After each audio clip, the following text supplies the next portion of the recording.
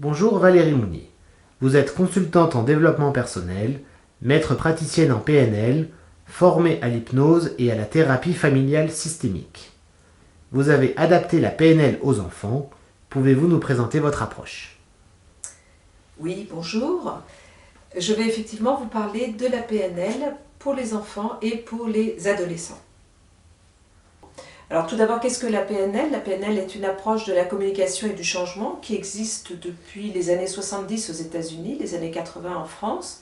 Moi j'aime bien le présenter comme de la psychologie pratique, parce que c'est aussi cela, c'est-à-dire que c'est une manière de travailler sur des comportements, sur des pensées, également sur des émotions, ce que nous appelons des états internes en PNL, et le travail qui se fait depuis des années avec les adultes peut s'adapter, puisque je le fais depuis 11 ans, 12 ans, aux enfants.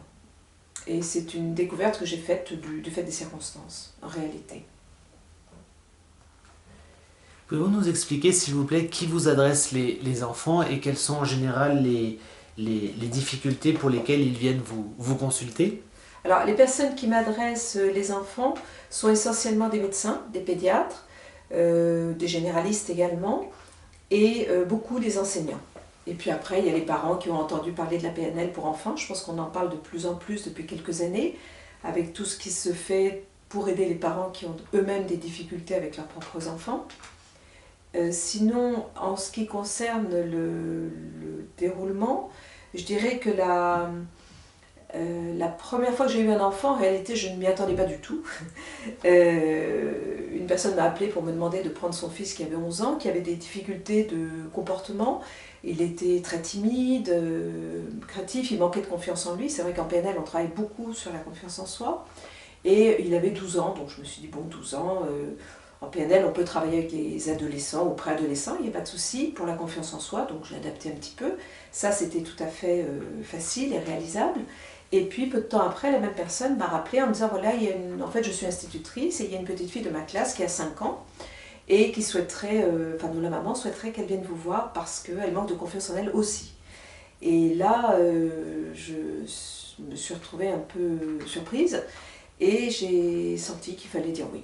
Donc j'ai accepté de prendre cet enfant et en réalité ça s'est très très bien passé. Donc à partir de là, le pédiatre a été informé des changements de l'enfant et ça m'a permis de voir que de plus en plus de personnes venaient avec des enfants à partir de 4 ans, 4-5 ans pour des consultations sur différents thèmes.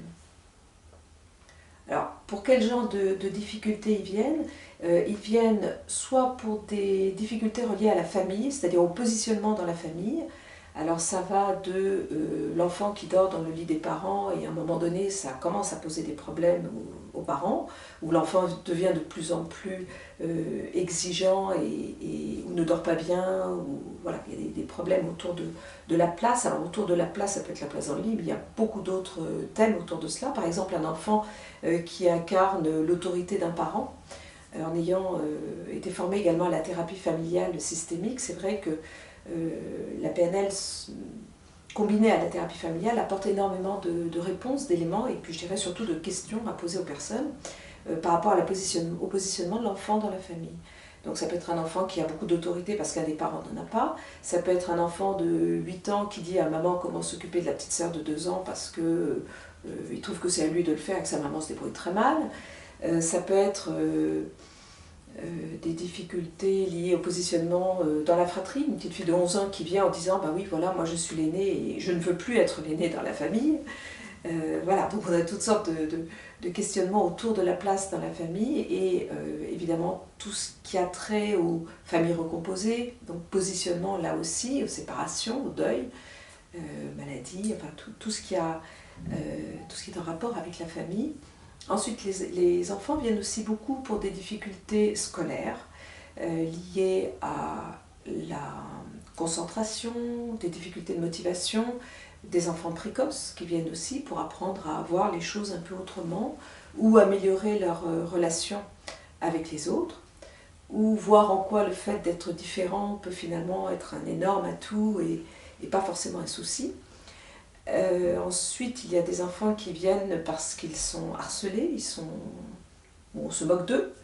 Je me souviens d'un garçon qui était roux et il le vivait très très mal, et jusqu'à ce que je lui demande d'aller regarder sur internet combien il y a d'enfants roux en France. Il est revenu, il m'a donné le chiffre, à partir de là c'était réglé. Donc il y a beaucoup de petites choses qui peuvent se solutionner assez facilement et surtout rapidement grâce à la PNL. Alors, donc les difficultés familiales, les difficultés scolaires, et puis tout ce qui est émotionnel, plus particulièrement lié aux peurs. Alors les peurs, ça peut être la peur de l'inconnu. Il y a aussi beaucoup d'adultes qui viennent pour cela. Chez les enfants, c'est également problématique. La peur du ridicule, la peur qu'on se moque d'eux, les cauchemars, l'énurésie. Beaucoup de pédiatres m'envoient des enfants pour des problèmes liés à l'énurésie ou l'encopresie. Et beaucoup de cauchemars et des difficultés liées aux peurs. Et pour cela, nous avons un certain nombre de techniques extrêmement efficaces qui sont assez ludiques, qui sont créatives, qui sont amusantes pour les petits et qui les aident à bien surmonter leurs peurs.